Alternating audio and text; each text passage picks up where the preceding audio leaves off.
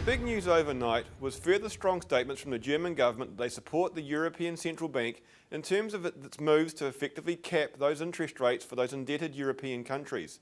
Angela Merkel basically came out and said that the German government does support those moves, and it had an almost instantaneous impact.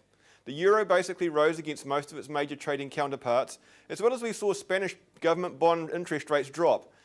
Viewers will remember that a couple of weeks ago they were as high as 7.17% against the 10-year bond. Well, now they've dropped to around 6.5%, and that's very good news for Spain. On the other side of the Atlantic in the US, there was some housing data out which also helped to reinforce that confidence from those German announcements.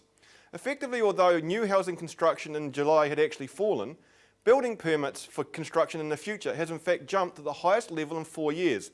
This is inspiring some degree of confidence in terms of the future construction piece. So looking at markets then, the Dow was up more than 80 points, and most of the mainland European indices were also up, with both the French and German indices up by more than 0.5%.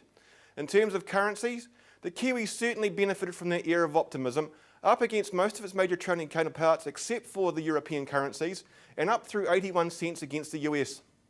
The results of Wednesday night's global dairy trade auction certainly brought a bit of a spring back into the dairy farmers' steps. The key outtake was that across the All Products Index there was an increase relative to the last auction of around 7.8%. In fact, across the index, the average price went back through the $3,000 US a tonne mark, effectively back beyond the 10-year average. In terms of the winners and losers, anhydrous milk fat was indeed one of the biggest winners on the night, up around 14% relative to the last auction. Also, milk protein concentrate was also up more than 15%. Over the last few months, I've often talked about the fact that anhydrous milk fat has been languishing behind in price relative to other dairy products. Well, the trend's certainly moving in the right direction, and we're now seeing prices last seen in around May.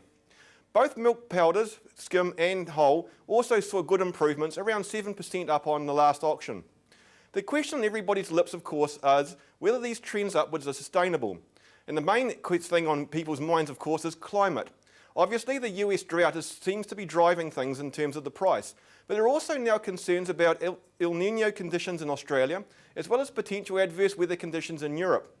Of course, for New Zealand's farmers, that New Zealand-US exchange rate continues to be something of an issue, and of course, seeing that come down would just be the icing on the cake.